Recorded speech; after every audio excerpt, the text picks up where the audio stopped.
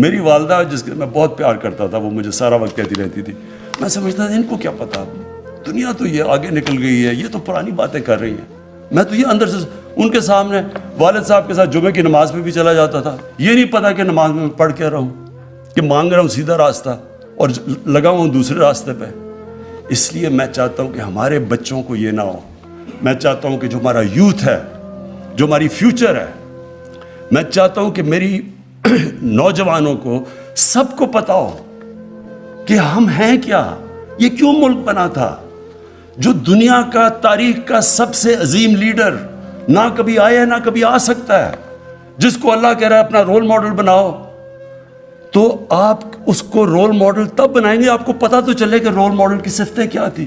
آپ جب تک ان کو یہی نہیں بتائیں گے کہ وہ کیسے اٹھا کے انہوں نے ٹوٹے پھوٹے عربوں کو دنیا کی امامت کروا دی، تو لوگوں پتا تو چلے لوگوں کو کہ وہ کیا صفتیں تھیں.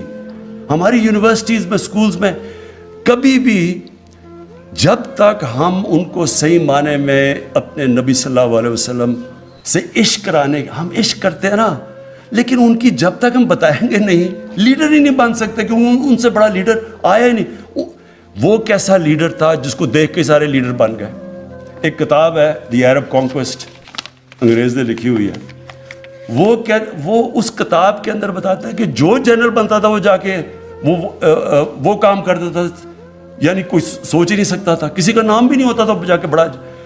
یہ سوچ لیں کہ دنیا کی تاریخ کا خالد بن ولید شاید ہی دنیا کی تاریخ میں اتنا بڑا کوئی جنرل آیا ہو، وہ کبھی جنگ ہی نہیں ہارے تھے. حضرت عمر ان کو کہہ دیتے کہ نہیں تم چھوڑو، کسی اور کو میں کمانڈ دینے لگا. تو یہ اتنے زیادہ عظیم لوگ کیسے بن گئے؟ اس کے اوپر تو ریسرچ کریں، بتائیں تو صحیح کہ وہ کیا صفتیں تھیں، ہمارے نبی کی کیا صفتیں تھیں کہ انہوں نے ساروں کو لیڈر بنا دیا. تو ہمیں تو سب سے بڑا مسئلہ ہی پاکستان میں لیڈرشپ کرائسس ہے، ہمیں تو لیڈر ہی نہیں یہاں ملتے. اب جو پاکستان سے ہوا ہے یہ لیڈرشپ کی وجہ سے یہاں پہنچے. تو ان کی جب ہم بچوں کو، نوجوانوں کو، ان کو آگے سے جب، اور یہ تو ہم دھوم دھام سے مچائیں گے، اور میں اپنے سارے ایم این ایز کو، سارے منسٹرز کو کہہ رہا ہوں کہ اس ہفتے میں آپ نے پوری طرح شرکت کرنی ہے، حصہ لینا ہے، ایک ایسا ربیع الاول بنانا ہے جو کبھی پاکستان کی تاریخ میں نہیں بنا. یہ تو دوسری ہے فحاشی. اب دیکھیں یہ جب انسان فحاشی کی بات کرتا ہے تو یہاں ایک طبقہ ہے کہتا وہ اپنے آپ کو لبرل ہے، وہ شور مچا دیتا ہے کہ جی دیکھیں بہت بڑا ظلم ہو گیا، یہ کیا باتیں کر رہے ہیں، یہ پتہ نہیں ہمیں پیچھے لے کے جا رہے ہیں، کس طرح کی باتیں کر رہے ہیں، اور وہ کہتے اپنے آپ کو لبرل ہے. دیکھو میں 18 سال کی عمر میں جب وہاں گیا تو میں پھر سے آپ کو بتاؤں کہ انگلینڈ میں اس وقت ایک بڑی تبدیلی آ رہی تھی، ایک sex, drugs and rock and roll revolution تھی جو آ رہی تھی، اور وہ اس نے ان کا سارا معاشرہ تبدیل کر رہا تھا. تو میں اپنے یہ جو لوگ ہیں یہاں، کیونکہ یہ مغربی معاشرے کو جانتے نہیں ہیں، میں وہ آدمی ہوں جو اندر رہ چکا ہوں، جس کو اپنایا، جس کی بچے بھی وہاں ہیں، میں اس کو اندر باہر سے جانتا ہوں، اور میں نے اپنی آنکھوں کے سامنے اس معاشرے کے اندر چینج آتے دیکھا. وہ کیا چینج تھا؟ جب آپ معاشرے میں جو sex, drugs and rock and roll کا مطلب کہ انہوں نے فحاشی عام کر دی. پہلے فلمز ہوتی تھی اڈلٹ اونلی، وہ آہستہ آہستہ ان فلموں کے اندر وہ چیزیں آنی شروع ہو گئیں جو پہلے نہیں آتی تھیں. جیسے جیسے اس میں وہ جو انگلینڈ کا جیسے سوسائٹی پرمیسو ہوتی گئی، فحاشی بڑھتی گئی، اس کا ڈائریکٹ امپیکٹ پڑا ان کے فیملی سسٹم کے اوپر، خاندانی نظام کے اوپر ڈائریکٹ. جب کوئی وجہ ہے نا، میں یہ چاہتا ہوں کہ ہمارے ملک میں ریسرچ کیوں نہیں ہوئی ابھی تک، کیوں نہیں ہمارے اسکالرز نے بیٹھ کے دیکھا کہ کیوں یہ پردے کا کانسیپٹ ہے کیا؟ پردہ صرف یہ نہیں کہ عورت اب پردہ کر لے یا آدمی کپڑے، پردہ ایک اوور آل کانسیپٹ ہے کہ معاشرے میں فیملی سسٹم بچانے کے لیے آپ کو کرنا چاہیے. یہ ہمارے اسکالر کرنا چاہیے تھا، کیونکہ جیسی جیسی مغربی انفلوئنس آ رہا ہے، یہاں ایسے لوگ ہیں جو پورا وہ اپنا لیتے ہیں مغربیت، یہ نہیں ان کو پتا کہ اس کے اثرات کیا ہوتے ہیں. ہمارے یہاں اسکالرشپ ہونی چاہیے تھی جو بتائے کہ اس کے اثرات کیا ہے. ڈائریکٹ امپیکٹ ہماری آنکھوں کے سامنے 14 شادیوں میں صرف ایک طلاق ہوتی تھی جب میں گیا 1971 میں، اور دیکھتے دیکھتے آج 70% شادیاں ہوتی ہیں طلاقوں کے اندر. اور کیونکہ میں نے دیکھا ہوا ہے کہ طلاق کی کیا بربادی آتی ہے بچوں کے اوپر. میرے بچے، ہماری جو طلاق ہوئی، میں نے خود دیکھا کہ کتنا اس سے بڑا عذاب کچھ نہیں ہوتا. میرا یہ ایمان ہے کہ جو بچوں کے اوپر گزرتی ہے طلاق میں، یہ ایک معاشرے کے لیے سب سے تکلیف دہ چیز ہے، کیونکہ بچوں کو ماں باپ چاہیے. تو جب ایک خاندانی نظام ہمارے سامنے ان کا ٹوٹتا گیا، ہم وہی کلچر جب اپنا رہے ہیں، ہم یہ کیسے سمجھتے ہیں کہ اس کا اثر یہاں نہیں ہوگا؟ میں جب آیا، میں نے اس کو آئی جی سے پوچھا کہ بتائیں کون سی کرائم بڑھ رہی ہے. مجھے انہوں نے کہا جی یہاں سیکس کرائم بڑی تیزی سے بڑھ رہی ہے، ریپ اور دوسرا بچوں سے جو ہو رہا ہے، زیادتیاں کرتے ہیں. وہ میں پھر فالو کرتا گیا. مجھے قصور میں ایک بہت ہی خوفناک قسم کی رپورٹس ہیں جو میں یہاں بات نہیں کروں گا. تو میں نے ایک خاص ڈی آئی جی کو بھیجا قصور. میں نے کہا ذرا چیک کرو یہاں کیوں نہیں یہ مسئلہ حل ہو رہا. اگر تھوڑے سے لوگ ہیں پکڑ کے ان کو اندر ڈالو. اس نے جو مجھے رپورٹ دی، یعنی تکلیف ہوئی مجھے جس سطح پہ وہ پہنچ چکی ہے. پھر خیر ہم نے کوشش کی کہ ٹیچرز کو، پروفیسرز کو، لوگوں سے بات کریں، اس کو فائٹ کریں. لیکن آہستہ آہستہ مجھے یہ پتہ چلا کہ ہمارے معاشرے میں کوئی اسکالرشپ ہی نہیں ہے یہ بتانے کے لیے کہ یہ جو چیزیں آ رہی ہیں، اور آتی کدھر سے؟ ہالی ووڈ سے جاتی ہے بالی ووڈ، ادھر سے کلچر آ جاتا ہے یہاں. کبھی کسی نے یہ پوچھا کہ ہالی ووڈ کے اندر اس کلچر کی وجہ سے خاندانی نظام پہ کیا فرق پڑا ہے؟ ایک شادی کی اوسط ایوریج لائف سپین ہے 2.5 سال چلتی ہے وہاں شادی. جب آپ وہ ایک اپنا لیتے ہیں، آپ ایک لائف سٹائل اپنا لیتے ہیں، تو اس کے کانسیکوینسز ہیں. اور ہمیں چاہیے کہ ہمارے یہاں اسکالرز بیٹھے ہوں جو بتائیں تو صحیح دنیا کو، بتائیں ہندوستان میں کیا افیکٹ ہو رہا ہے. ہمارے سامنے ہندوستان میں فلمیں بدلی ہیں، پہلے کیا ہوتی تھی کرتی اب یہاں کیا پہنچ گئی. کسی نے بتایا کہ ہندوستان میں اس کا کیا افیکٹ ہو رہا ہے؟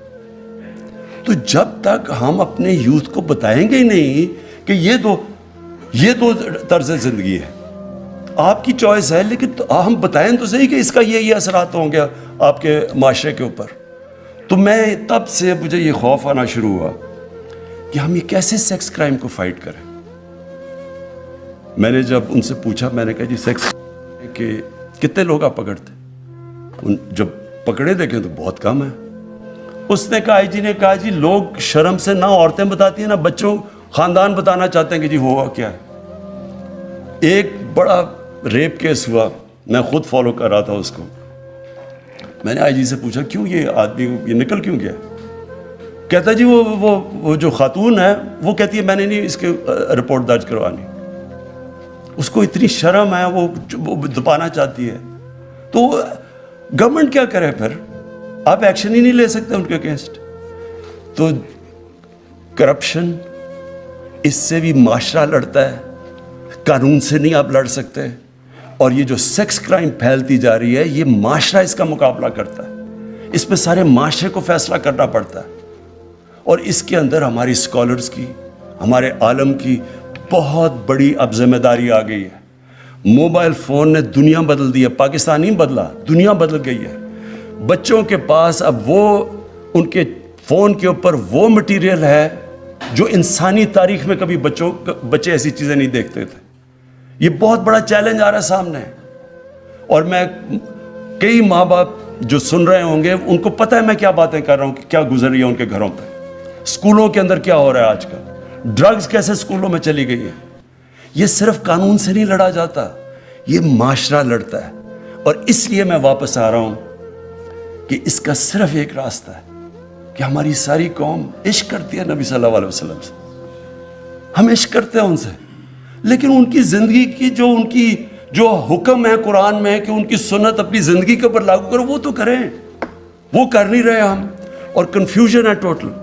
ڈرامے جی ٹی وی کے اوپر میں آیا، میں نے لوگوں کو سمجھایا، میں نے کہا یہ تم ڈرامے وہ سارا انڈیا، وہ بالی ووڈ سے ہالی ووڈ سے بالی ووڈ اور بالی ووڈ سے ادھر.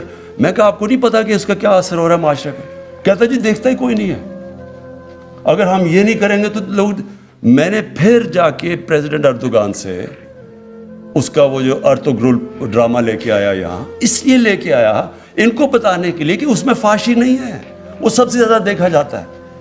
اور اس نے کیوں, پریزیڈنٹ اردوغان نے مجھے بتایا, اس نے کیوں وہاں ترکی میں شروع کیا, یہ پریزیڈنٹ اردوغان نے زور لگا کے یہ سارا کیا تھا, یہ بھی اور بھی ڈرامے اس لیے کیا کہ وہاں تو اس سے بھی زیادہ برا حال ہے. وہاں بالکل ڈیوائیڈڈ ہے, ایک طرف مغربی تہذیب کے لوگ ہیں, دوسری طرف وہ دینی. تو وہاں تو اس نے کہا کہ یار ہمارے بچوں کو تو اپنی تاریخ کا ہی نہیں پتا. تو میڈیا کی بھی بہت بڑی ذمہ داری ہے. یہ جو میں پھر سے جب کہتا ہوں کہ جب ہم یہ لڑیں گے, یہ جو سیکس کرائمز ہیں, یہ جو اپنے معاشرے کو خاندانی نظام بچانا ہے, یہ ہمیں واپس جانا پڑے گا. ہمارے اسکالرز کو بتانا پڑے گا. میں اسکالر نہیں ہوں, لیکن اسکالرز کو بیٹھ کے اس کے اوپر کام کرنا پڑے گا. یہ معاشرے کے سامنے بہت بڑا چیلنج آ رہا ہے اور اس کے بہت برے اثرات ہیں. آج ہی آپ دیکھ لیں پاکستان میں کہ ڈیورس ریٹ کدھر سے کدھر چلی گئی. اچھا جی, اس کے علاوہ دو اور جو میں اناؤنس کرنے سے پہلے, ہمارا کلچر مختلف ہے. جو کلچر بچوں کے سامنے آ رہا ہے, کارٹونز کے, ایک کارٹون بڑا انفلوئنس کر رہے ہیں بچوں کو, اس کارٹون کے اندر کلچر بالکل مختلف ہے, بچوں کے اندر کنفیوژن ہے. تو ہمیں میڈیا سے اپنے بچوں کو اپنی تہذیب کے مطابق, کیونکہ وہاں سے انڈوکٹرینیشن شروع ہو جاتی ہے, بچوں کو بتانا چاہیے کہ دوسرا طرز زندگی بھی ہے. آپ میڈیا کو روک نہیں سکتے, آپ ٹیکنالوجی کو نہیں روک سکتے, آپ سوشل میڈیا کو نہیں روک سکتے, لیکن آپ ایک دوسرا بچوں کو چوائس تو دے سکتے ہیں کہ ایک اپنے نبی صلی اللہ علیہ وسلم کی جو راستہ ہے اس کو صحیح معنی میں بچوں کی زبان میں آپ وہ تو بتا سکتے ہیں. تو اس کے لیے اچھا, پھر ایک اور چیز,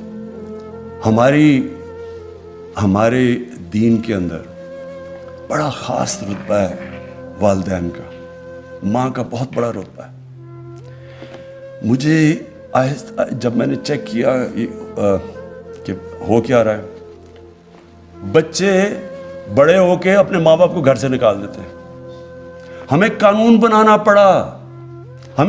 بنانا پڑا کہ بچے ماں باپ کو گھر سے نہیں نکال سکتے. تو یہ جب آپ جتنی دور چلے جائیں گے اپنی بیسک سے, جس کی وجہ سے یہ ملک بنا تھا, بڑا عظیم خواب تھا, تو یہی حرکتیں ہوں گی کہ آپ کو یہی نہیں پتا کہ ماں کا رتبہ کیا ہے, آپ کو والدین کا اپنی پتا کہ جو قربانی دے کے آپ کو بڑا کرتے ہیں, آپ گھر سے نکال دیتے ہیں جب ضرورت نہیں ہے آپ کی. یہ تو جانوروں کا معاشرہ ہے. اور اس میں پھر اس کے علاوہ جس طرح ہم اپنے گھر میں نوکروں کو رکھتے ہیں, میں یہ بھی پھر سیرت نبی پڑھیں, انہوں نے کہا تھا کہ غلام, ان دنوں میں تو غلام ہوتے تھے, غلام کو وہی اسی طرح رکھو جس طرح آپ اپنے خاندان کے لوگوں کو رکھتے ہو. اور وہ پھر ایک بہت بڑا انقلاب آیا, ایسا انقلاب آیا, ان کو دیکھتے دیکھتے صرف جو افریقنز ہیں, جو افریقہ سے لوگ ہیں جو غلام بنے, آپ ساری دنیا میں دیکھ لیں, صرف عرب معاشرے کے اندر وہ معاشرے کا حصہ بن گئے. امریکہ میں ابھی تک وہ بلیک لائیوز میٹر, ابھی تک صحیح طرح وہ حصہ نہیں بنے. لیکن کیونکہ رحمت العالمین نے انسانیت کی بات کی اور انہوں نے کہا کہ یہ بھی انسان ہے, ان کو کرو, تو آج ہم دیکھیں کہ ہم اپنے گھر کے ملازموں کو کیسے رکھتے ہیں. کیا ہم ان کو صحیح کھانا کھلاتے ہیں؟ کیا ہم ان کو صحیح دیتے ہیں؟ مغرب میں ذرا دیکھ لیں, ان کے پاس رائٹس ہے سارے ملازموں کے پاس, کیا ہم کرتے ہیں؟ اور وہ آپ کو اتنا فخر ہونا چاہیے کہ ساری دنیا کی سویلائزیشن میں سے واحد مسلمانوں کا سویلائزیشن تھا جدھر غلام بادشاہ بن گئے. ماملوک غلام تھے, یہاں ہندوستان میں سلیو ڈائنسٹی تھی, غلام بادشاہ بن گئے کیونکہ ایک ان کو انسان بنا کے رکھا. یہ نہیں ہے ہمارے معاشرے کے اندر, بدقسمتی سے یہ نہیں ہے. تو میں اب آخر میں جو کرنا کیا چاہتا ہوں, میں نے یہ فیصلہ کیا کہ یہ اس طرح تو ہم فنکشنز کرتے رہیں گے, فنکشنز ختم ہو جائیں گی, ہم تھوڑی دیر کے بعد سیلیبریٹ کر کے پھر اپنی زندگی میں چلے جائیں گے. لیکن میں یہ سمجھتا ہوں کہ ہمیں پاکستان کو اب ایک رخ اپنا بدلنا پڑے گا, وہی اسی پہ جانا پڑے گا جس مقصد کے لیے پاکستان بنا تھا. علامہ اقبال, میں ان کا پڑھ رہا تھا, انہوں نے کہا کہ مسلمان معاشرہ جب بھی اٹھتا ہے تو ہمیشہ وہ واپس مدینہ کی ریاست کے اصولوں پہ جا کے اٹھتا ہے، جب گرتا ہے ان سے جب دور چلا جاتا ہے۔ تو میں نے فیصلہ کیا کہ ہم اب ایک رحمت العالمین اتھارٹی بنانے لگا ہوں میں۔ اس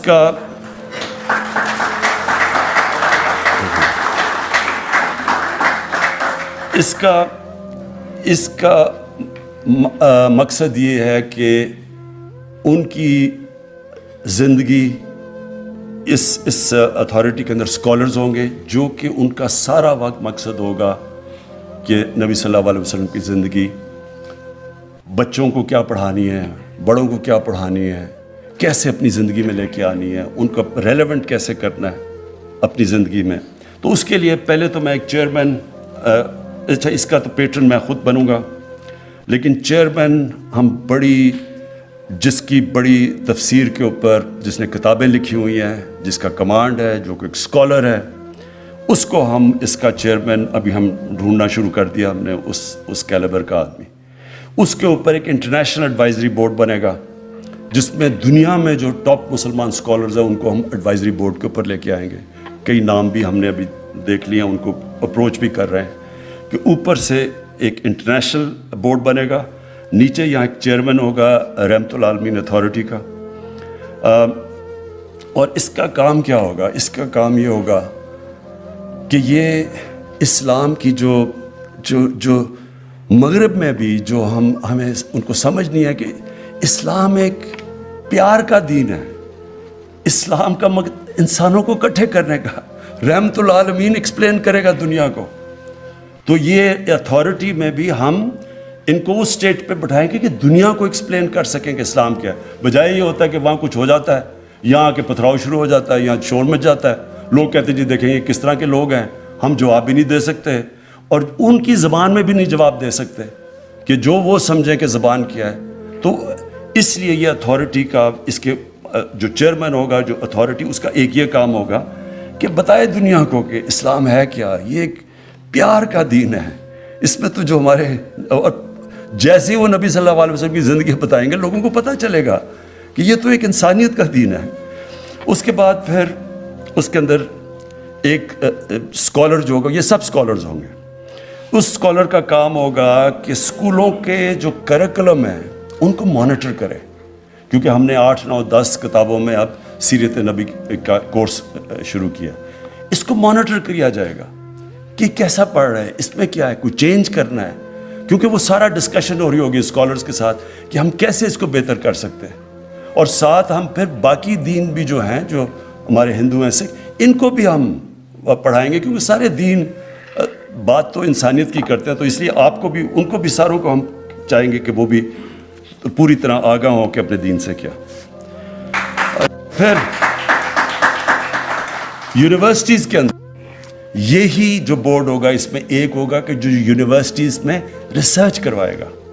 اب مثلا میں صرف یہ چاہتا نا، میں تو اسکالر نہیں ہوں، لیکن کوئی یہ ریسرچ تو کرے کہ 625 اور 636 میں کیا ہوا کہ ایک دم وہ اٹھ کے کہ دنیا کے پرائیویٹ سویلائزیشن بن گئے۔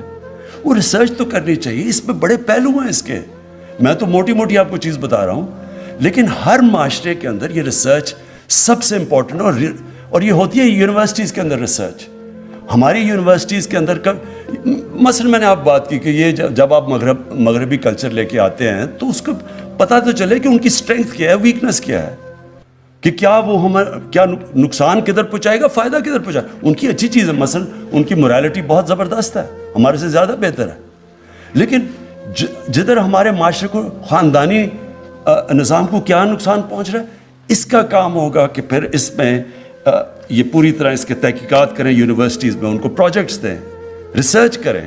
دیکھیں ریسرچ بیس چیزیں آنی چاہیے کہ کیا ہاں ہماری طلاقیں بڑھی ہیں یا نہیں بڑھی، کیا ہمارا اس کا کیا امپیکٹ ہو رہا ہے۔ یہ ریسرچ ہر معاشرہ ریسرچ کرتا ہے، یہاں کوئی ریسرچ ہی نہیں ہے، ہم انتظار کر رہے ہوتے جی ہمارا جو ایک طرف وہ جو میں کہہ رہا ہوں مغرب زادے ہیں، وہ مغربی تہذیب جو بھی وہاں سے آتا ہے وہ ٹھیک ہی ہوگا، کیونکہ انہوں نے ٹیکنالوجی میں اور سائنس میں آگے نکل گئے ہیں، تو باقی ساری چیزیں بھی لے لیں تحقیقات کیے بغیر، سوچے سمجھے بغیر۔ تو اس کا پھر کام ہوگا ریسرچ کا کہ ہم یونیورسٹیز میں ریسرچ کر کے لوگوں کو بتائیں کہ کیا ان کی اچھائی ہیں، کیا برائی ہیں، اور ہم کدھر غلط جا رہے ہیں, ہمارے کلچر کیسے آگے بڑھ سکتا ہے. پھر میڈیا, ایک اسکالر ہوگا جس کا صرف کام ہوگا میڈیا کا, کہ مانیٹر کرے سوشل میڈیا, اس کے اندر ہم نے کیسے اپنے, کیونکہ ہم روک تو نہیں سکتے لیکن ہم آلٹرنیٹ دوسروں کو چوائسیز دے سکتے ہیں. تو وہ ایک میڈیا کا وہ کرے گا, اور دوسرا ٹی وی کے اوپر, میڈیا کے اوپر, اور پھر پرنٹ کے اوپر. اور پھر کارٹونز, میں پھر سے کہتا ہوں یہ کارٹونز جو بچوں کو دکھائے جاتے ہیں اور جو بالکل ایک ایلین کلچر ہوتا ہے, یہ بہت بڑی انڈاکٹرینیشن ہو رہی ہے. تو ہم اگر ہم روک تو نہیں سکتے لیکن ہم اپنے تو بنائیں کارٹونز, اتنے میں تو ہمارے میں ہونی چاہیے کہ ہم اپنے بچوں کو اپنا کلچر سے بتائیں. اور پھر ایک اسپیشل پروجیکٹس کا ایک ہوگا اسکالر. اب میں کیا یہ کہہ رہا ہوں, عرس ہوتے ہیں ہمارے, لاکھوں لوگ آئے ہوئے ہوتے ہیں, وہ بھی دھمال بھی ہوتی ہے وہاں اور سب کچھ ہوتا ہے اور چرس بھی پی لیتے ہیں, لیکن یہی نہیں پتا کہ وہ جس کے لیے وہ کر رہے ہیں وہ کیا, اس کی کیا صفتیں تھیں, وہ کیوں اتنا بڑا عظیم انسان تھا. تو سارے آ کے شور کر کے چلے جاتے, کسی کو یہ نہیں پتا ہوتا کہ میاں میر نے کیا کیا, اور وہ جو بابا فرید کیوں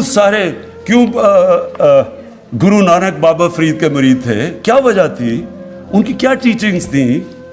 تو یہ اسپیشل. پھر ہمارے ربیع الاول پہ, اس سے میں اب آگے جانا چاہتا ہوں, میں چاہتا ہوں کہ ہم دھوم دھام سے بنائیں, یہ بڑا خوشی کے دن ہے ہمارے, اور پوری طرح انشاءاللہ یہ ہم نے سب سے زیادہ سیلیبریٹ کرنا ہے ربیع الاول. لیکن اس کے اندر پھر پوری ایک انٹلیکچوئل ڈبیٹس چلے.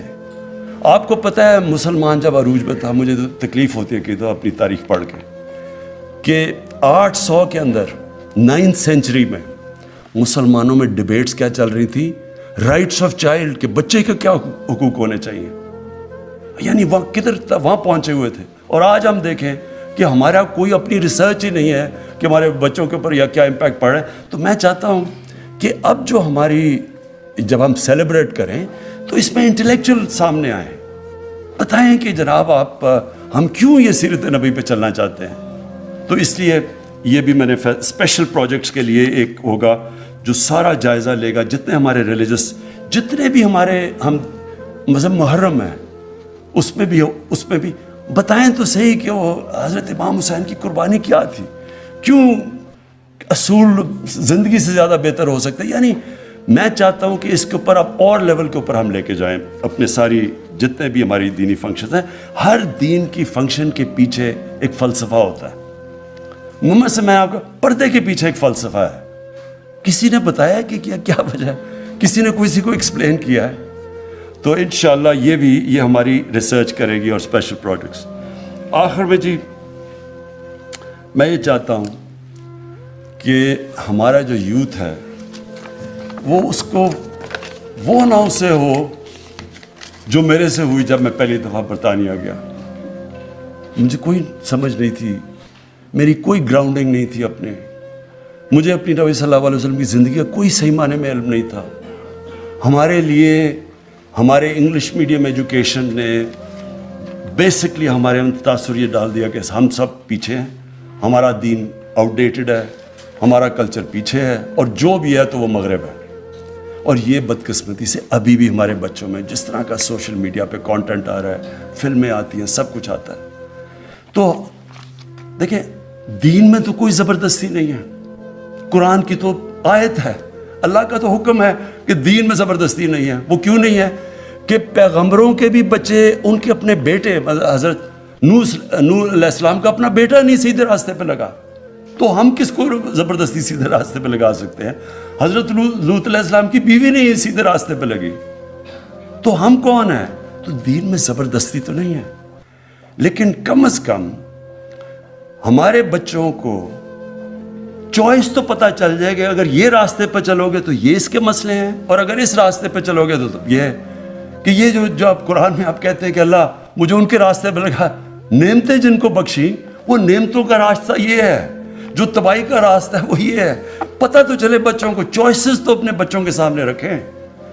ابھی تک تو میں آپ کو یقین دلاتا ہوں کہ یہ میرے کئی ماں باپ اگر دیکھ رہے ہوں گے, ان کو پتہ ہے کہ وہ بچے, وہ جب ماں باپ کہتے ہوں گے نا کہ جی یہ تم یہ پڑھو, نماز پڑھو, وہ کہتے ہیں یہ پتہ نہیں کون سی باتیں کر رہی ہیں.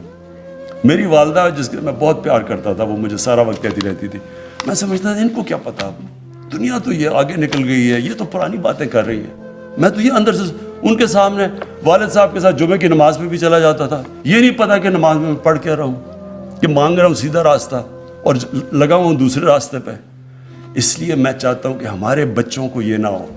میں چاہتا ہوں کہ جو ہمارا یوتھ ہے، جو ہماری فیوچر ہے، میں چاہتا ہوں کہ میری نوجوانوں کو سب کو پتا ہو کہ ہم ہیں کیا، یہ کیوں ملک بنا تھا.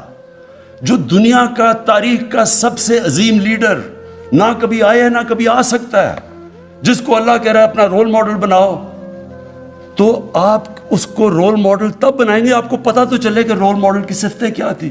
آپ جب تک ان کو یہی نہیں بتائیں گے کہ وہ کیسے اٹھا کے انہوں نے ٹوٹے پھوٹے عربوں کو دنیا کی امامت کروا دی، تو لوگوں پتا تو چلے لوگوں کو کہ وہ کیا صفتیں تھی.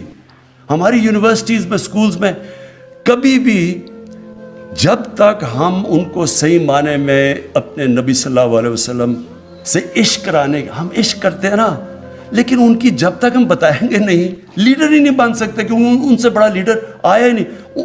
وہ کیسا لیڈر تھا جس کو دیکھ کے سارے لیڈر بن گئے.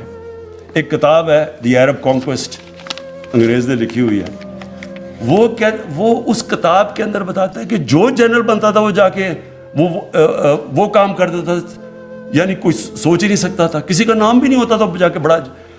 یہ سوچ لیں کہ دنیا کی تاریخ کا خالد بن ولید شاید ہی دنیا کی تاریخ میں اتنا بڑا کوئی جنرل آیا ہو. وہ کبھی جنگ ہی نہیں ہارے تھے.